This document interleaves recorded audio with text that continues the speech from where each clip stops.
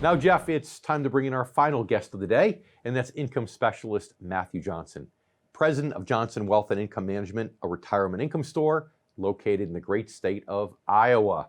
Matthew, thanks so much for being back with us here on the show. It's my pleasure. Thanks so much. So Matthew Johnson, all the way from Iowa. You know, there's a new digital currency. It's called digital corn. Did you hear about that? Coinbase. Sounds like I'm going to have to go ahead and get a new combine. No, seriously though, the crypto craze is in full effect. Are your clients inquiring about cryptocurrencies and putting some of their money in them in retirement? Absolutely. There's a lot of curiosity. There's a lot of questions that I'm fielding every single week with regards to cryptocurrency. Yeah. So as a fellow advisor though, Matthew, how do you see the shift into digital currency impacting your job with your clients, if at all? Do you think it's relevant? Well, I think it's very relevant. It kind of takes me back to the days when the internet first came into existence. And I remember my dad saying, well, just be careful. This is probably a fad. It's going to go away, right?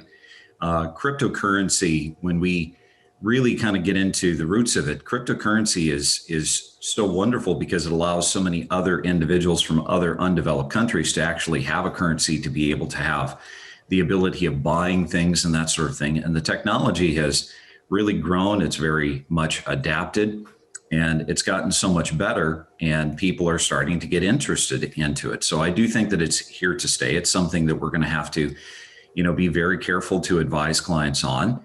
And it's going to be something that is a part of our everyday life. I'm certain of that.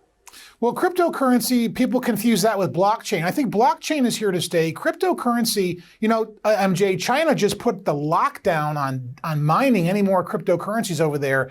And, what China gets, what they want, they get.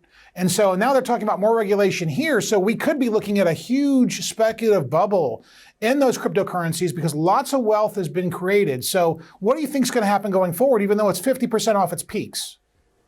Well, here's the thing. Like you said, it trades a lot like a commodity. So it's down in 3 months, roughly 45%, right? Well, when people consider what goes on within the oil world, within the precious metals world, cryptocurrency is something that you can use in your life as something that you can buy on the low and you can sell on the high. The average time chain or time frame of holding cryptocurrency is like 58 days. It's a very short-term cyclical type of investment. And it's something that I think you could deposit some money into. You can hold it, but certainly don't rely upon it for a steady growth. When we turn back the clock to the turn of the century, when the stock market lost 50%, it took 3 years to do that. Cryptocurrency just did that in 3 months.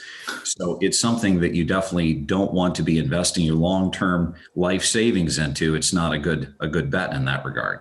How about some of the articles? We've both read CFA-based articles that say, hey, it's the new digital gold, that just like gold, putting maybe 3% of it into a stock portfolio, a growth-oriented portfolio, can actually be a bit of a hedge, can actually lower your overall volatility risk.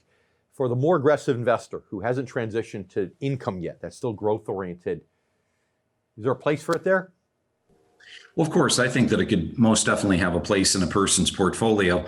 We're just going to need to make certain we're only investing the money we can afford to lose, because it is a very speculative thing. It's also very volatile. The other thing to keep in mind is the fact that even though cryptocurrency is developing, and yes, there is these things that they would call a pseudo crypto dividend, that's very much different from the dividend dollar you're going to get paid from a stock, or say the interest that you're going to get paid by the bond. And the reason being is that we're still really limited as to what we can buy with cryptocurrency as a good or a service, where if you get paid $1 of a dividend, that's going to be accepted anywhere for anything you want to buy. Yeah. Matthew, as usual, all great points. Thanks again for being with us here on The Income Generation. It's my pleasure.